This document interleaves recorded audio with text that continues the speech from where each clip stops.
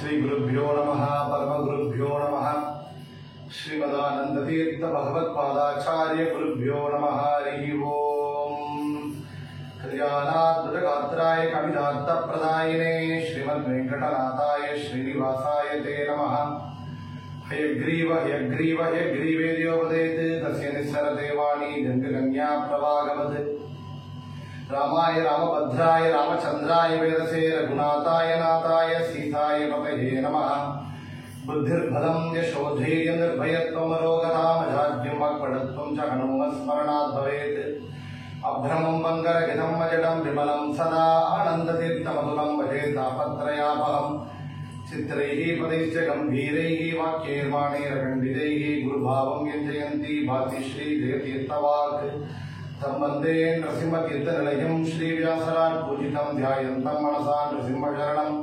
श्रीपादराजं गुरुम् अत्तिकल्पितकल्पोऽयं पद्यर्तिगजकेसरी श्रीव्यासतीर्थगुरुर्भूयात् स्वधिष्ठार्थसिद्धये तपो विद्या विरक्त्यादि सद्गुणोकाकराणकं वादिराजगुरून् वन्दे हयग्रीवपदाश्रयान् भक्तानां मानसां भोजभानवे कामधेनवे नमतां कल्पतरवे धीन्द्रगुरवे नमः प्रणमत्कामधेनुं च भजस्वरतरूपमं श्रीभावबोधकृत्पादचिन्तामणिम् उपास्महे पूज्याय राघवेन्द्राय सत्यधर्मरताय च भजतां कल्पवृक्षाय नमतां कामधेनवे आपादमूलिपर्यन्तं गुरूणामाकृतिं स्मरेतेन विघ्नाः प्रणश्यन्ति सिद्ध्यन्ति च मनोरथाः श्रीगुरुभ्यो नमः हरिः ओम्।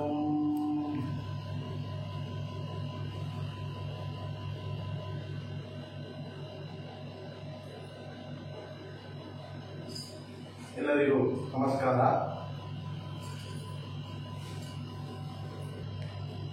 ಈ ಒಂದು ಪರ್ವಕಾಲದಲ್ಲಿ ನಾವು ರಾಮಾಯಣ ಮತ್ತು ಮಹಾಭಾರತ ಕಥಾಪಾತ್ರಗಳ ಒಂದು ಪರಿಚಯವನ್ನು ನೋಡಲಕ್ಕಾಗಿ ಹೊರಟಿದ್ದೆವು. ಮುಖ್ಯವಾಗಿ ಇವತ್ತು ನಾವು ತಗೊಂಡಿರಬಹುದು ಶ್ರೀಮನ್ ರಾಮಾಯಣದ ಕಥಾಪಾತ್ರಗಳು ನಮ್ಮ ಜೀವನಕ್ಕೆ ಏನು ವಿಷಯವನ್ನು ತಿಳಿಸ್ತಾ ಇದೆ ಎಂಬುದನ್ನು ಮುಖ್ಯವಾಗಿ ಮಹಾಭಾರತ ತಾತ್ಪರ್ಯ ನಿರ್ಣಯದಲ್ಲಿ ಅಂಗವಾಗಿರುವಂತಹ ರಾಮಾಯಣ ನಿರ್ಣಯವನ್ನು ಇಟ್ಟುಕೊಂಡು ನಾವು ನೋಡಲಿಕ್ಕೆ ಪ್ರಯತ್ನ ಪಡುತ್ತೇವೆ. ಇದರಲ್ಲಿ ವಿಶೇಷವಾಗಿ ಈ ಒಬ್ಬೊಂದು ತಾತ್ಪರ್ಯವನ್ನು ಕೂಡ ಜೀವನಕ್ಕೆ ನಮಗೆ ಬೇಕಾದಂತಹ ಈ ವಿಷಯಗಳನ್ನು ಹರಿದಾಸ ಸಾಹಿತ್ಯದಲ್ಲಿ ದಾಸರು ಹೇಳಿದ ಮಾತನ್ನು ಇಟ್ಟುಕೊಂಡು ಈ ಒಂದು ಹರಿಕಥೆಯನ್ನು ಸಂಗೀತ ಉಪನ್ಯಾಸವನ್ನು ಮಾಡಲಿಕ್ಕೆ ಹರಿವಾಯುಗುರುಗಳ ಅನುಗ್ರಹದಿಂದ ಪ್ರಯತ್ನವನ್ನು ಮಾಡ್ತಾ ಇದ್ದೆವು. ಇವತ್ತು ನಮ್ಮ ಜೊತೆಯಾಗಿ ಕುಮಾರಿ ಶ್ವೇತಾ ಮತ್ತು ಕುಮಾರಿ ಅಂಜನಾ, ನಮ್ಮ ಸಿಂಗಾನೂರು ಸಿಸ್ಟರ್ಸ್, ಅವರು ನಮ್ಮ ಮಕ್ಕಳು, ನಮ್ಮ ಶಿಷ್ಯರು. ಅವರು ವಿಶೇಷವಾಗಿ ದಾಸ ಸಾಹಿತ್ಯ ಸೇವೆಯನ್ನು ಮಾಡಲಿಕ್ಕಾಗಿ ಬಂದಿದ್ದಾರೆ. ಇವಾಗ ಈ ರಾಮಾಯಣ ಎಂಬುದು ರಾಮಸ್ಯ ಅಯನಂ ರಾಮಾಯಣ ಅಂತ ನಾವು ತಿಳಿತೇವೆ. ರಾಮನ ಕಥೆಯನ್ನು ಹೇಳುವುದು ರಾಮಾಯಣ. ಈ ರಾಮಾಯಣ ಎಂಬುದು ವಿಶೇಷವಾಗಿ ಮೂಲ ರಾಮಾಯಣ ಶ್ರೀ ಭಗವಂತನೇ ಹಯಗ್ರೀವ ಪರಮಾತ್ಮನೇ ಉಪದೇಶವನ್ನು ಮಾಡಿದ್ದು. ಅದು 100 ಕೋಟಿ ಶ್ಲೋಕಗಳಿಂದ ಉಪದೇಶವನ್ನು ಮಾಡಿದ್ದಾನೆ ಪರಮಾತ್ಮ. ಅದು ಮೂಲ ರಾಮಾಯಣ ಎಂದು ಪ್ರಸಿದ್ಧಿಯಾಗಿದೆ. ಅದಕ್ಕಾಗಿ ನಾವು ಕೇಳಿದ್ದೇವೆ ವಿಶೇಷವಾಗಿ ವಾಲ್ಮೀಕಿ ರಾಮಾಯಣ 24,000 ಶ್ಲೋಕಗಳನ್ನು ಇಟ್ಟುಕೊಂಡು ಬ್ರಹ್ಮದೇವರ ಅನುಗ್ರಹವನ್ನು ಪಡೆದು ವಾಲ್ಮೀಕಿ ಋಷಿಗಳು ಮಾಡಿಕೊಟ್ಟಂತಹ ರಾಮಾಯಣ ಅದು ವಾಲ್ಮೀಕಿ ರಾಮಾಯಣ ಎಂದು ಪ್ರಸಿದ್ಧಿಯಾಗಿದೆ. ಹಿಂದೆ ಬೇರೆ ಬೇರೆ ರೀತಿಯಲ್ಲಿ ಒவ்வೊಂದು ಭಾಷೆಗಳಲ್ಲಿ ಕೂಡ ಬೇರೆ ಬೇರೆ ರಾಮಾಯಣ ಬಂದಿದೆ. ಹಿಂದಿಯಲ್ಲಿ ಕೂಡ ತುಳಸಿದಾಸರು ಮಾಡಿಕೊಟ್ಟಿದ್ದಾರೆ ತುಳಸಿ ರಾಮಾಯಣ ಎಂದು. ವಿಶೇಷವಾಗಿ ತಮಿಳಿನಲ್ಲಿ ಕೂಡ ಕಂಬರಾಮಾಯಣ ಎಂದು ಪ್ರಸಿದ್ಧಿಯಾಗಿದೆ. ಆದರೆ ಬೇರೆ ಬೇರೆ ರೀತಿಯಲ್ಲಿ ಬೇರೆ ಬೇರೆ ಕಾಲದಲ್ಲಿ ಬೇರೆ ಬೇರೆ ಭಾಷೆಗಳಲ್ಲಿ ರಾಮಾಯಣ ಬಂದಿದ್ದರೂ ಕೂಡ ಆ ರಾಮಾಯಣದಲ್ಲಿ ಹೇಳಿದಂತಹ ವಿಷಯವನ್ನ ಸರಿಯಾದ ರೀತಿಯಲ್ಲಿ ಹೇಳಬೇಕು ಅಂತಂದರೆ ಅದು ವಿಶೇಷವಾಗಿ ಮುಖ್ಯಪ್ರಾಣ ದೇವರು ಈ ಒಂದು ಹನುಮಂತ ದೇವರೇ ತ್ರೇತೆಯಲ್ಲಿ ಅವತರಿಸಿ ರಾಮದೇವರ ಸೇವೆಯನ್ನು ಮಾಡಿದರೂ ಆ ಹನುಮಂತ ದೇವರೇ ಈ ಭೂಲೋಕದಲ್ಲಿ ಕಲಿಯುಗದಲ್ಲಿ ಅವತರಿಸಿ ಅವರು ಮಹಾಭಾರತ ತಾತ್ಪರ್ಯ ನಿರ್ಣಯ ಎಂಬ ಗ್ರಂಥವನ್ನು ಸರ್ವಮೂಲ ಗ್ರಂಥದಲ್ಲಿ ಒಂದು ಗ್ರಂಥವಾಗಿ ಕೊಟ್ಟ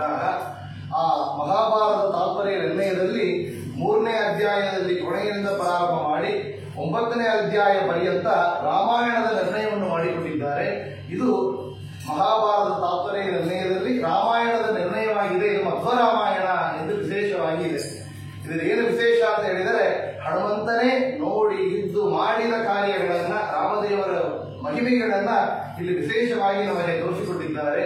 ಅದನ್ನು ಮುಖ್ಯವಾಗಿ ಇಟ್ಟುಕೊಂಡು ನಾವು ನೋಡುವಂತಹ ಈ ಒಂದು ರಾಮಾಯಣದಲ್ಲಿರುವಂತಹ ಕಥಾಪಾತ್ರಗಳ ಪರಿಚಯ ಮತ್ತು ವಿಶೇಷವಾಗಿ ನಮ್ಮ ಜೀವನಕ್ಕೆ ಬೇಕಾದಂತಹ ವಿಷಯಗಳು ತಾತ್ಪರ್ಯ ಎಂಬುದಾಗಿ ನಾವು ನೋಡಲಿಕ್ಕೆ ಪ್ರಯತ್ನವನ್ನು ಮಾಡುತ್ತೇವೆ.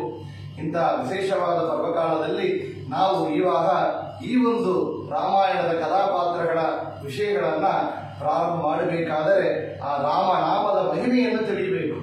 ರಾಮನಾಮದ ಮಹಿಮೆ ಅಂತ ಕೇಳಿದರೆ, ರುದ್ರದೇವರಿಗೆ ಪಾರ್ವತಿ ದೇವಿ ಕೇಳ್ತಾ ಇದ್ದಾರೆ, ಪ್ರಶ್ನೆಯನ್ನು ಮಾಡ್ತಾ ಇದ್ದಾರೆ ರುದ್ರದೇವರಲ್ಲಿ. ನಾನು ವಿಷ್ಣು ಸಹಸ್ರನಾಮವನ್ನು ನಿತ್ಯ ಪಾರಾಯಣ ಮಾಡಬೇಕು, ಆದರೆ ಮಾಡಲಿಕ್ಕೆ ಆಗದಿದ್ದರೆ ಏನು ಮಾಡಬೇಕು? ಶ್ರೀರಾಮ ರಾಮ ರಾಮೀತಿ ರಮೇ ರಾಮಿ ಮನೋರಮೆ ಸಹಸ್ರನಾಮದ ತುಲ್ಯಂ ಶ್ರೀರಾಮನಾಮ ವರಾಗಣೆ ಅಂತ ಪದ್ಮಪುರಾಣದಲ್ಲಿ ರುದ್ರದೇವರು ಉಪದೇಶವನ್ನು ಮಾಡುತ್ತಾರೆ. ರಾಮ ರಾಮ ರಾಮ ಎಂದು 3 ಬಾರಿ ಹೇಳಿದರೆ ಅದು ಸಹಸ್ರನಾಮ ಹೇಳಿದಂತ, ಪಾರಾಯಣ ಮಾಡಿದಂತಹ ಪುಣ್ಯವನ್ನು ನೀಡುತ್ತೆ ಎಂಬ ವಿಷಯವನ್ನು ಹೇಳುತ್ತಾ, ರಾಮನಾಮಕ್ಕೆ ಅಷ್ಟೊಂದು ಮಹಿಮೆ ಉಂಟು ಎಂಬುದನ್ನು ಹೇಳಿದ ಮಾತ್ರ ಅಲ್ಲ, ಅವರೇ ತಾನು ಜಪಿಸಿ ನಮಗೆ ತೋರಿಸಿಕೊಟ್ಟಿದ್ದಾರೆ. ರುದ್ರದೇವರು ಇವತ್ತು ಕೂಡ ಕಾಶಿಯಲ್ಲಿ ನಿಂತು ಅಲ್ಲಿ ವಿಶೇಷವಾಗಿ ಕರ್ಣಗಳಲ್ಲಿ ರಾಮನ ಮಂತ್ರವನ್ನು ಉಪದೇಶವನ್ನು ಮಾಡುತ್ತಾರೆ. ಅವರು ಕಂಠದಲ್ಲಿ ರುದ್ರಾಕ್ಷ ಧರಿಸಿದ ಪರಮ ವೈಷ್ಣವ ನೀನೆ ಅಂತ ಪುರಂದರದಾಸರು ಕೊಂಡಾಡಿದಂತಹ ರುದ್ರದೇವರು ಕಂಠದಲ್ಲಿ ವಿಶೇಷವಾಗಿ ರಾಮನಾಮವನ್ನು ಇಟ್ಟುಕೊಂಡಿದ್ದಾರೆ ಎಂಬುದನ್ನು ನೋಡುತ್ತೇವೆ. ಅಂತಹ ವಿಶೇಷವಾದ ರಾಮನಾಮವನ್ನ ಅದನ್ನು ಭಜಿಸಿದ ಬಗೆ ಈ ಕಲಿಯುಗದಲ್ಲಿ ಎಲ್ಲಾ ಯುಗದಲ್ಲಿ ಎಲ್ಲಾ ಕಾಲದಲ್ಲಿಯೂ ಕೂಡ ಈ ಭವದ ಬಂಧನ ನಮಗೆ ಬಂದಿದೆಲ್ಲ. ಪುನರಪಿ ಜನನ ಪುನರಪಿ ಮರಣ ಎಂಬ ಈ ಒಂದು ಬಂಧನ ಬಿಡುಗಡೆ ಆಗಬೇಕಾದರೆ ಅದಕ್ಕೆ ಒಂದೇ ಉಪಾಯ, ರಾಮ ಎಂಬ ಆ ಒಂದು 2 ಅಕ್ಷರ ಅದನ್ನು ಭಜಿಸಿದ ಬಗೆ ಈ ಒಂದು ಭವಬಂಧನ ಭಯ ಉಂಟೆ ಎಂದು ದಾಸರು, ವಿಶೇಷವಾಗಿ ಗೋಪಾಲದಾಸರು ಕೊಂಡಾಡಿದ್ದಾರೆ. ಆ ರಾಮನಾಮ ಮಹಿಮೆಯನ್ನ ನಾವು ಗೋಪಾಲದಾಸರ ಕೃತಿಯನ್ನು ಇಟ್ಟುಕೊಂಡು ಈ ಪ್ರಾರ್ಥನೆ ಮೂಲಕ ಈ ಒಂದು ಜ್ಞಾನ ಕಾರ್ಯವನ್ನು ಪ್ರಾರಂಭ ಮಾಡುತ್ತೇವೆ. ಸತಿಯು ಸದಾ ನೇಮದಿಂದ ಭಜಿಸುವ ರಾಮನಾಮ ಭಜಿಸಿದವಗೆ ಉಂಟೆ ಭವದ ಬಂಧನ.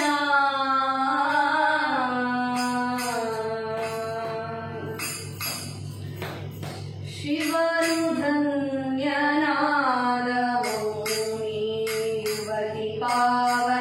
ಪಾವನೆಯಾದಳು, ಶಿವನು ಧನ್ಯನಾದ ಭೂಮಿ ಯುವತಿ ಪಾವನೆಯಾದಳು.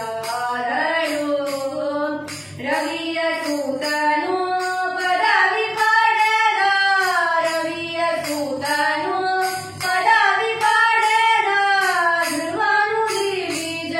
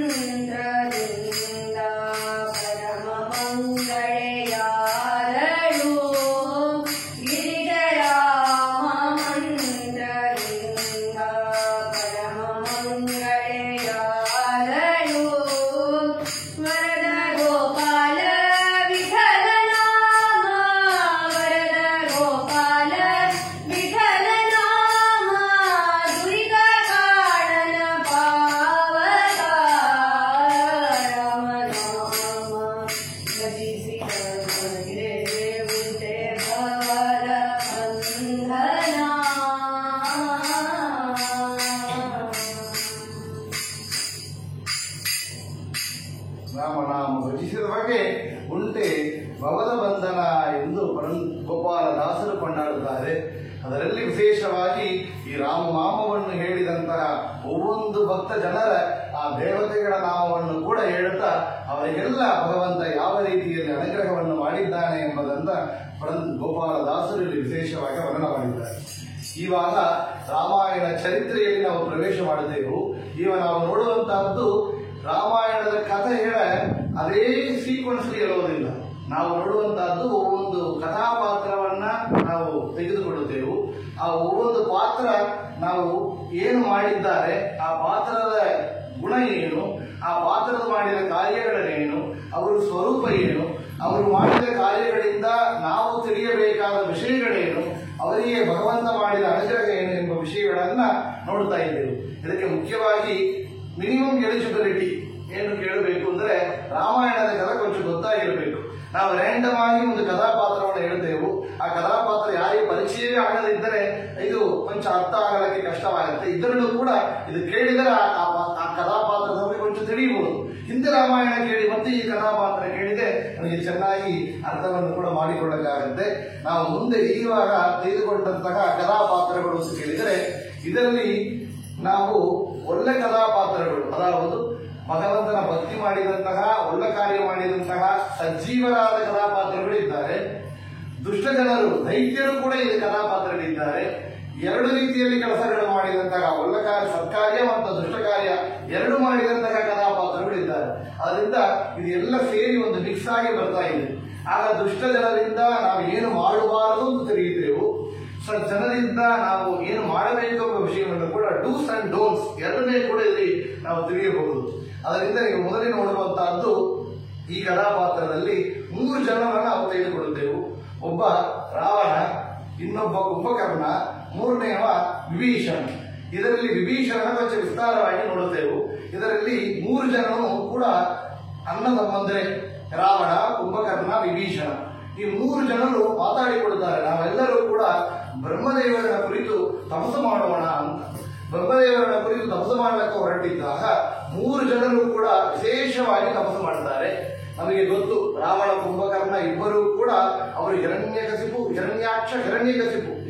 ಹಿರಣ್ಯಾಕ್ಷನಾಗಿದ್ದವರು. ಮುಂದೆ ನರಸಿಂಹದೇವರಿಂದ ವರಾಹದೇವರಿಂದ ಅವರು ಸಂಹಾರ ಆಗಿದ್ದಾರೆ. ಮುಂದೆ ಅವರೇ ಇಲ್ಲಿ ರಾವಣ ಕುಂಭಕರ್ಣನಾಗಿ ಹುಟ್ಟಿದ್ದಾರೆ ಎಂದು ಕೇಳುತ್ತೇವೆ. ಅವರಲ್ಲಿ ಜಯ ವಿಜಯರ ಆವೇಶದಲ್ಲಿ ವಿಶೇಷ ಇದೆ ಎಂಬುದನ್ನು ಕೂಡ ನೋಡುತ್ತೇವೆ.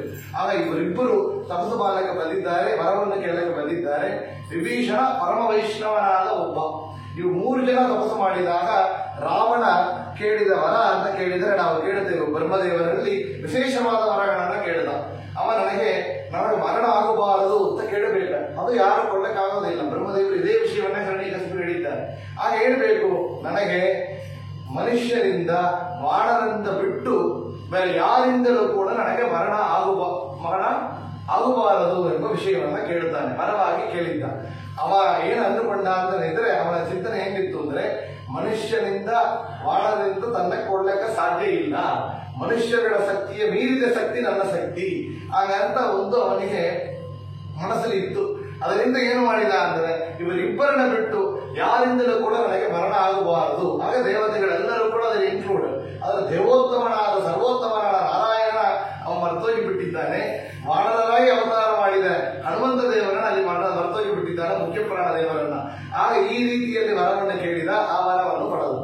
ಮುಂದೆ ನಾವು ತಿಳಿಯುತ್ತೇವೆ, ಅದೇ ಸರ್ವೋತ್ತಮನಾದ ನಾರಾಯಣನ ನೇರಾಗಿ ಬಂದು ಕೊಳ್ಳೋದಿಲ್ಲ. ಏನೊಂದು ಮನುಷ್ಯನಿಂದ ತನಗೆ ಮರಣ ಆಗಬಾರದು ಅಂತ ಕೇಳಿಕೊಂಡನು, ಆ ಮನುಷ್ಯನಾಗಿ ಅವತಾರ ಮಾಡಿದ ರಾಮ. ಒಂದು ಮನುಷ್ಯ ಯಾವ ರೀತಿಯಲ್ಲಿ ನಡಿಬೇಕು ಅಂತ ತೋರಿಸಿಕೊಡಲಿಕ್ಕಾಗಿ ಮಾಡಿದ ಅವತಾರ. ಇನ್ನೊಂದು ರೀತಿಯಲ್ಲಿ ನೋಡಿದರೆ ಬ್ರಹ್ಮದೇವರ ವರ್ಣವನ್ನ ಅನುಸರಿಸಿ ರಾವಣನನ್ನ ಕೊಲ್ಲಬೇಕಾಗಿತ್ತು. ರಾಮ ಅಲ್ಲಿ ಮನುಷ್ಯನಾಗಿ ಅವತಾರವನ್ನು ಮಾಡಿ ಮತ್ತು ಕೊಂದೇ ಬಿಟ್ಟ ರಾವಣನನ್ನ. ಮತ್ತೆ ಇನ್ನೊಬ್ಬರು ಯಾರು ಅಂತ ಕೇಳಿದರೆ ಕುಂಭಕರ್ಣ. ಈ ಕುಂಭಕರ್ಣ ಏನು ಮಾಡ್ತಾನೆ ಅಂದ್ರೆ, ಅವನು ಒಂದು ವರ ಕೇಳಿದಂತೆ, ವರ ಕೇಳಲಿಕ್ಕೆ ಹೊರಟಿದ್ದಾನೆ. ಆದರೆ ಋಷಿಗಳೆಲ್ಲ ಪ್ರಾರ್ಥನೆ ಮಾಡಿದರು. ಯಾರಲ್ಲಿ? ಬ್ರಹ್ಮದೇವರಲ್ಲಿ ಪ್ರಾರ್ಥನೆ ಮಾಡುತ್ತಾರೆ. ಯಾತಕ್ಕೆ? ಈ ಕುಂಭಕರ್ಣ ಹುಟ್ಟಬೇಕಾದರೆ ತನ್ನ ತಾಯಿಯ ಗರ್ಭದಿಂದ ಹೊರಗೆ ಬಂದ ಕ್ಷಣ ಅಲ್ಲಿದ್ದ 4 ಋಷಿಮುನಿಗಳಲ್ಲಿ ಬಾಯಿ ಹಾಕಿ ಬಿಟ್ಟಂತೆ. ಅಂತ ದುಷ್ಟ ಒಂದು ಜೀವ ಅಂದ್ರೆ ಕುಂಭಕರ್ಣ. ಅಂತಹ ದೈತ್ಯ. ಅಂತಹ ಒಂದು ದೈತ್ಯ ಹೊರಗೆ ಬಂದರೆ, ವರವನ್ನು ಪಡೆದರೆ ಇನ್ನು ಏನೇನು ಕೆಲಸ ಮಾಡಲಿಕ್ಕಿದೆ, ಅಷ್ಟು ದುಷ್ಟ ಕಾರ್ಯವನ್ನು ಮಾಡುತ್ತಾನೆ ಅಲ್ಲ ಅಂತ ಹೇಳಿ ಋಷಿಗಳೆಲ್ಲ ಪ್ರಾರ್ಥನೆಯನ್ನು ಮಾಡುತ್ತಾರೆ. ಆಗ ಬ್ರಹ್ಮದೇವರು ಅಲ್ಲಿ ಸರಸ್ವತಿಯಲ್ಲಿ ಒಪ್ಪಿಸುತ್ತಾರೆ. ಸರಸ್ವತಿ ದೇವಿ ಅಂತ ಕೇಳಿದರೆ ಅವಳು ಅಭಿಮಾನಿನಿ, ನಮ್ಮ ಬಾಯಲ್ಲಿ ನಾಲಿಗೆ ನಿಂತು ಚತುರವದನ ರಾಣಿ ಅಂತ ಜಗನ್ನಾಥದಾಸರು ಕೊಂಡಾಡುತ್ತಾರೆ. ಯಾತಕ್ಕೆ ಅಂದರೆ ಲಕ್ಷ್ಮೀಪತಿಯ ಗುಣಗಳ ತುದಿಪುದಕ್ಕೆ ಅಂತ ಹೇಳಿ ಪ್ರಾರ್ಥನೆ ಮಾಡುತ್ತಾರೆ. ವದನ ಸದನದಲ್ಲಿ ಅಂತ ನಮ್ಮ ನಾಲಿಗೆಯಲ್ಲಿ ನಿಂತು ಲಕ್ಷ್ಮೀಪತಿಯ ಗುಣಗಳ ತುದಿಸಲಕ್ಕಾಗಿ ನೀನು ಬಂದು ನಿಲ್ಲಬೇಕಮ್ಮ ಅಂತ ಸರಸ್ವತಿಯಲ್ಲಿ ಪ್ರಾರ್ಥನೆಯನ್ನು ಮಾಡುತ್ತಾರೆ ಜಗನ್ನಾಥದಾಸರು. ನಮ್ಮ ನಾಲಿಗೆಯಲ್ಲಿ ನಿಂತು ಸರಸ್ವತಿ ದೇವಿ ಅನುಗ್ರಹ ರೂಪದಿಂದ ಬಂದು ನಿಂತುಕೊಂಡರೆ ಒಳ್ಳೆ ಮಾತನ್ನು ಹೇಳುತ್ತೇವು, ಭಗವಂತನ ಗುಣಗಳನ್ನ ಹೇಳ್ತೇವು, ಪ್ರವಚನವನ್ನು ಮಾಡುತ್ತೇವು, ಹಾಡನ್ನ ಹೇಳ್ತೇವು, ಒಳ್ಳೆ ವಿಷಯಗಳನ್ನ ಹೇಳ್ತೇವೆ. ಅದೇ ಸರಸ್ವತಿ ನಮ್ಮ ನಾಲಿಗೆಯಲ್ಲಿ ನಿಂತು ಕೆಟ್ಟ ಕೆಲಸ ಮಾಡಬೇಕು ಅಂತ ಅವರು ಸಂಕಲ್ಪವನ್ನು ತೆಗೆದಿದ್ದರೆ ನಮ್ಮಂದು ಏನು ಒಳ್ಳೆ ಮಾತು ಬರುವುದೇ ಇಲ್ಲ. ಇಲ್ಲಿ ಸರಸ್ವತಿ ಬಂದು ಕುಂಭಕರ್ಣ ನಾಲಿಗೆಯಲ್ಲಿ ಬಂದು ಕುಳಿತುಕೊಳ್ಳುತ್ತಾರೆ. ನನಗೆ ನಿತ್ಯವಾದ ಶಾಶ್ವತವಾಗಿ ಚಿರಂಜೀವಿಯಾಗಿರುವಂತಹ ಬರಬೇಕು ಅಂತ ಹೇಳಕ್ಕೆ ಹೊರಟಿದ್ದ ಕುಂಭಕರ್ಣ ಬಾಯಿಯಲ್ಲಿ ನಿಂತು ನಾಲಿಗೆಯಲ್ಲಿ ಟಂಗ್ ಸ್ಲಿಪ್ ತರ್ತೇವಲ್ಲ, ಟಂಗ್ ಸ್ಲಿಪ್ ಆಗಿಬಿಡುತ್ತೆ ಅವಳಿಗೆ. ನಿತ್ಯ ಅಂತ ಹೇಳುವುದನ್ನು ಬಿಟ್ಟು ನಿದ್ರಾ ಬರಬೇಕು ಅಂತ ಕೇಳಿದರು. ಅವನಿಗೆ ನಿದ್ರೆ ಬರಬೇಕು ಎಂಬ ವರವನ್ನು ಕೇಳಿದ. ಬ್ರಹ್ಮದೇವರು ಅಲ್ಲಿಯೇ ಕಾಯ್ದುಕೊಂಡಿದ್ದರು. ಯಾರು? ಇವ ಬಾಯಿಯಲ್ಲಿ ತಪ್ಪಾದ ವರವನ್ನು ಬರಲಿ, ಹಂಗೆ ಆಗಲಿ ತದಾಸ್ತು ಅಂತ ಹೊರಕೊಟ್ರು. ಆ ಕ್ಷಣ ತದಾಸ್ತು ಅಂತ ಹೊರಕೊಟ್ರು. ಕುಂಭಕರ್ಣ ನಿದ್ದೆಯಲ್ಲಿ ಊಟ ಮಾಡೋದಲ್ಲಿಯೇ ಕಾಲ ಕಳೆಯುವಂತಹ ಒಂದು ಪರಿಸ್ಥಿತಿಗೆ ಆದ ಅಂತ ಹೇಳಿ ನಾವು ನೋಡ್ತೇವೆ. ನೋಡಿ, ಎಂತ ದೊಡ್ಡ ದೈತ್ಯರಾಗಿರಬಹುದು, ದೊಡ್ಡ ತಪಸ್ಸು ಮಾಡಿರಬಹುದು, ಅಂತಹ ಶಕ್ತಿಯನ್ನು ಪಡೆದಿರಬಹುದು. ಆದರೆ ಭಗವಂತನ ಸಂಕಲ್ಪ ಅಂತ ಒಂದಿದ್ದರೆ ಅದುವೇ ನಡೆಯುತ್ತಾ ಇದೆ. ಹರಿಯ ಚಿತ್ತ ಸತ್ಯವಾಗಿದೆ, ಅವ ಸತ್ಯ ಸಂಕಲ್ಪ. ಅದರಿಂದ ದೈತ್ಯರ ಸಂಹಾರ ಆಗಬೇಕಾದರೆ ರಾವಣ ಕುಂಭಕರ್ಣಾದಿಗಳು ಎಷ್ಟೇ ತಪಸ್ಸು ಮಾಡಲಿ, ಎಷ್ಟೇ ಪ್ರಯತ್ನವನ್ನು ಪಡಲಿ, ಎಷ್ಟೇ ವರಗಳನ್ನು ಭಗವಂತನೇ ಬೇಡಲಿ, ಆದರೆ ಅವರ ಕಾರ್ಯ ಉದ್ದೇಶ ಇಡೋದಿಲ್ಲ. ಅದು ಭಗವಂತ ಏನು ಮಾಡ್ತಾನೆ ಅಂದರೆ ತನ್ನ ಸಂಕಲ್ಪ ಏನೋ ಅದನ್ನೇ ನಡೆಸಿಕೊಡ್ತಾ ಇದ್ದಾನೆ ಎಂಬ ವಿಷಯವನ್ನು ನೋಡುತ್ತೇವೆ. ಅದಲ್ಲವೇ ದಾಸರು ಹರಿಚಿತ್ತ ಸತ್ಯ ಅಂತ ಹೇಳಿ ತನ್ನ ಕೃತಿಯಲ್ಲಿ ಭಗವಂತ ಸತ್ಯ ಸಂಕಲ್ಪ ಎಂಬ ವಿಷಯವನ್ನು ತೋರಿಸಿಕೊಡುತ್ತಾರೆ. ಹರಿಚಿತ್ತ ಸತ್ಯ ನಮ್ಮ ಹರಿಚಿತ್ತ ಸತ್ಯ ನರಚಿತ್ತಗೆ ಬಂದದು ಲವಲೇಶ ನಡೆಯದು. ಹರಿಚಿತ್ತ ಸತ್ಯ ನಮ್ಮ ಹರಿಚಿತ್ತ ಸತ್ಯ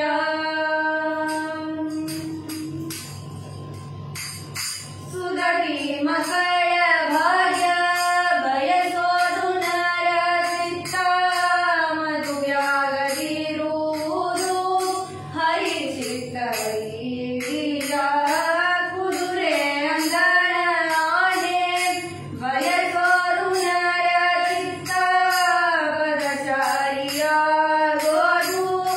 ಹರಿಚಿತ್ತ ವೈರಿಯ.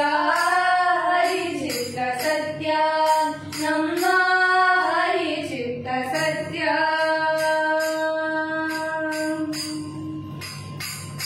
ಧರಣಿಯನು ಆಳಬೇಕೆಂಬುದು ನರಚಿತ ಪರರ ಸೇವಿಸುವುದು ಹರಿಚಿತ್ತ ವೈರಿಯ. ಪುರಂದರ ವಿಠಲನ ಬಯಸೋದು ನರಚಿತ ದುರಿತವ ಕಳೆಯುವುದು ಹರಿಚಿತ್ತ ವೈರಿಯ.